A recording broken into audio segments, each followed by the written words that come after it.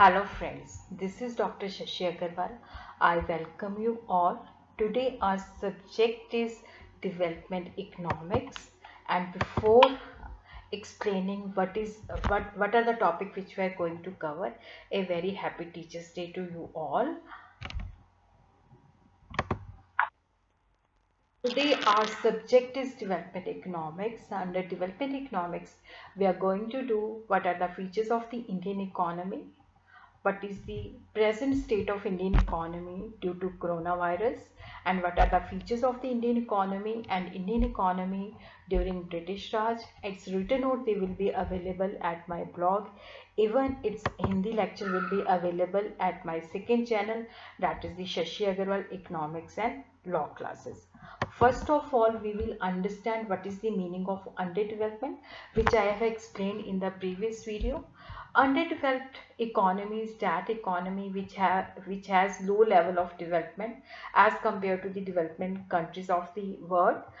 There are certain characteristics, certain indicators on which we could identify that this economy is underdeveloped or developed economy. These indicators are per capita income, literacy rate, life expectancy, low quality of life, etc.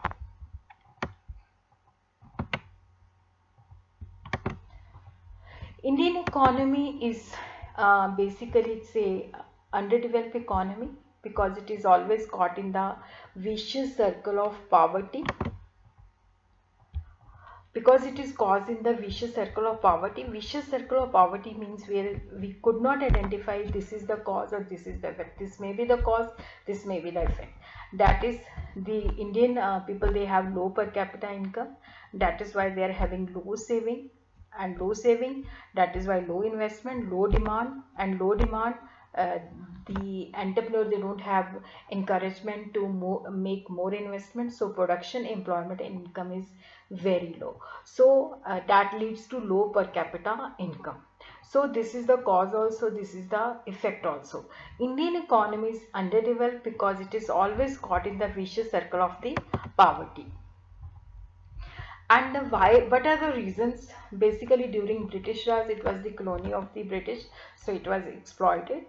And Indian economy is the second largest populated country. It has mounting pressure on the natural resources, and there is a deficiency of capital because still backward techniques they are used, and people they are more dependent upon agriculture, and the public expenditure is mounting burden of public expenditure, uh, unfavorable terms of trade, and the public sector is inefficient. This could be the reasons by which the Indian economy is backward. Now we will see what is the present situation. Due to coronavirus, the real GDP growth is minus 23.9%. And there is a deep contraction in manufacturing, construction, trade, hotel and transport sectors, and there is a collapse of tourism and hospitality industry, and unemployment is sharp rise, rose from 6.7 from March to April 26%. During the lockdown period, 14 crore people they have uh, lost the employment, and there is also decrease in the government income. Now we will understand what are the features of the Indian economy, why we call it underdeveloped economy. The people they are having before low and near stagnate. Stagnate means there is no growth, very low growth. World Development Report 2015 says per capita income of India is US dollar 5350, that is on the basis of purchasing power parity, and on the basis of exchange rate it is only US dollar 1499. When we compare it with the USA and Switzerland, USA has US dollar 53,750 on the basis of purchasing power parity.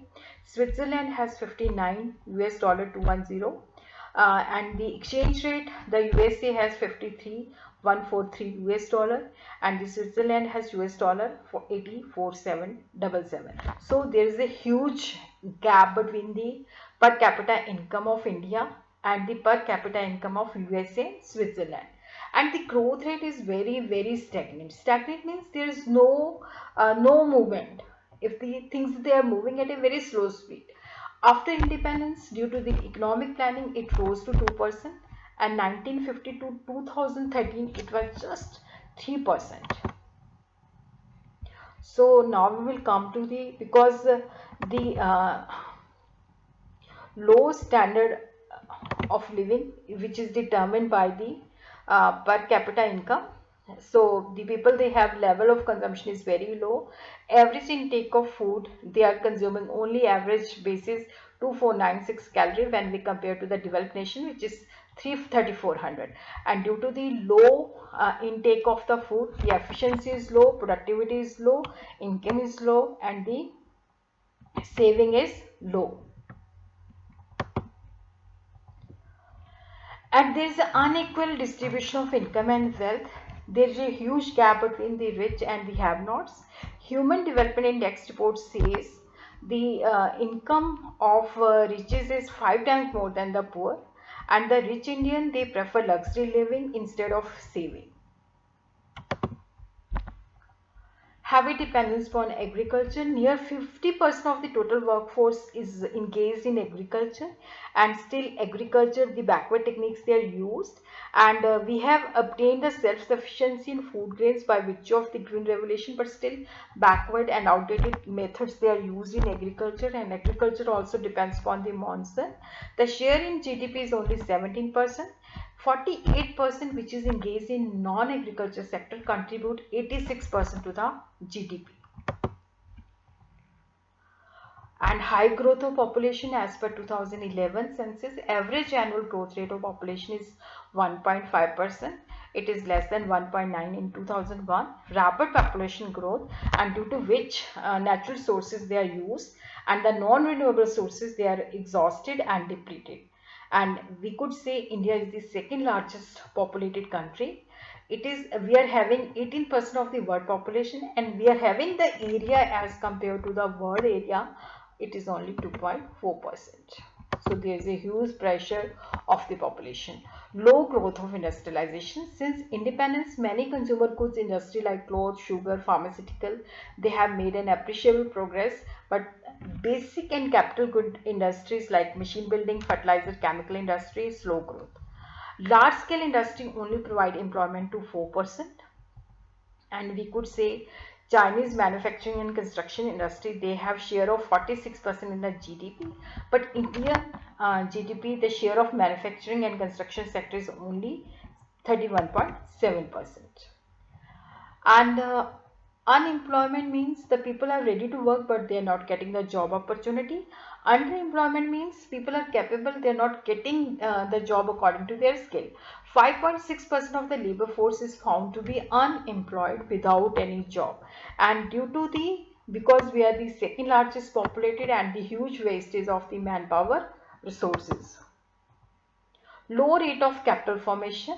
It was only 10% in 50-51. Presently, it is a level of saving and investment is 30%, but still capital output ratio is very high. Shortage of able and efficient entrepreneur. According to Professor Schumpeter, if the economy wants to grow, it should have able and efficient entrepreneur. But in Indian economy, we have shortage of able and efficient entrepreneur, and we are more dependent upon the foreign direct investment, and the MNCs, they are set up, and we bear a huge cost of FDI. And the social system in our Indian economy is outdated. The people, they have narrow outlook.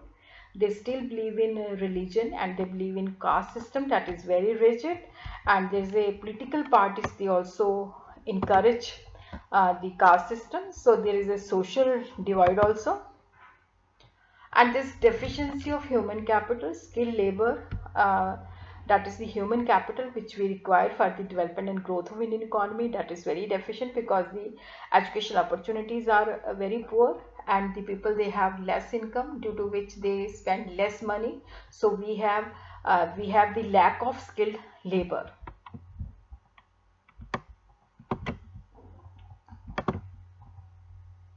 low level of technology, still old and outdated machinery is used, due to which the huge cost of production and poor quality, which is not able to compete at the international level. Even when we talk about the agriculture sector, the technology is still backward, due to which there is a low productivity and the low profitability. Dualistic economy structure, we have dual economics. One is very developed and the other one is very backward.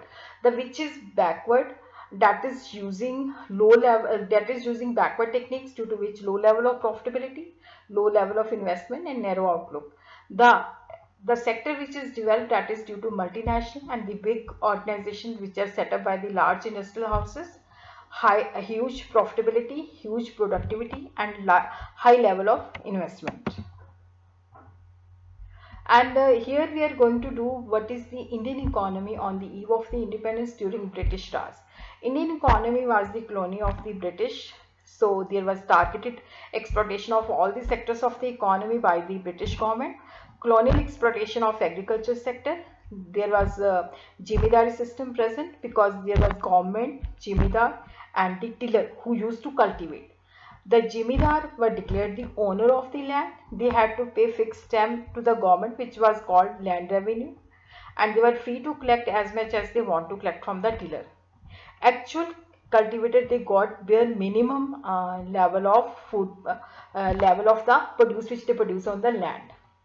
Jimidar used revenue income on the luxury of the life, so they do not make any investment which was necessary for the development of the agriculture. Indian handicraft enjoy worldwide reputation for their variety and quality, but it was destroyed by the British government. Heavy duty was imposed on the export of the handicraft, and the duty-free import was of the British goods. And colonial exploitation of the international trade, because the duty-free export of Indian raw material to fulfill the industrial needs of the Britain, and duty-free import of the British goods. So the Indian industry was on the verge of extension. And we could say the Indian economy was stagnant economy, which shows little or no growth. It was just 0.5%, and the economy, we could call it a backward, as the per capita income was very low. Agriculture was also very backward. 72% of the people, they were engaged in agriculture, but they were just contributing only 50%, and there was low productivity, and the food grain were barely enough for subsistence. Industry was also backward. There was lack of basic and heavy industry, very low production of machine, small scale and cottage industry were almost ruined, extinction. The capital goods, they were dependent upon the import from the Britain, and there was lots of people, they were living in the poverty, and there was degree of unemployment was very high, and low means of communication and transport, and there was only relief was the railway lines, that was in the form of infrastructure. Heavy dependence upon imports for the defense goods, machinery and other equipment of production, and also consumer goods, where they are dependent upon Britain. Limited urbanization, only 14% of the population lived in urban area, and the economy was semi-feudal, which leads to low productivity and low backwardness. And it was the British colony, and British exploited it for their own benefit, running of domestic industry. Natural sources were depleted for the growth of British economy, and there was atrocity on Indian artisans, which led to the closing of the cottage industry. And there was dominance of subsistence farming. Owner of the soil were the jimidar, and tiller were the peasants and the laborer, and they used to do subsistence farming. There was low productivity and low production, and high degree of uncertainty, because the agriculture was dependent upon monsoon. And there was gulf between the owner of the soil and the tiller of the soil. Small and fragmented holding, which led to low output and low productivity. And the land revenue system under the British was triangular: government, landlord and tiller, which was called Jimidar, were permanent owners.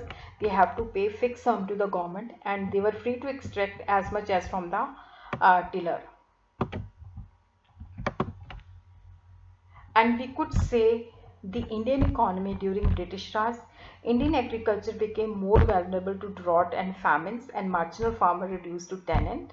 And they were forced to basically, the Britain industry requires indigo, which was needed for their textile industry. So they used to pay huge advances to the farmers. The farmers were caught in the debt cycle. They were forcefully have to produce the indigo. And there was decay of handicraft industry. With the advent of merchant capital, labor was separated from the means of capital equipment. Surplus was taken by the jimidar, and tremendous drain of wealth from moving from the Indian economy to the Britain economy. Infrastructure was totally neglected by the British government, except we could say the British have only developed the railways.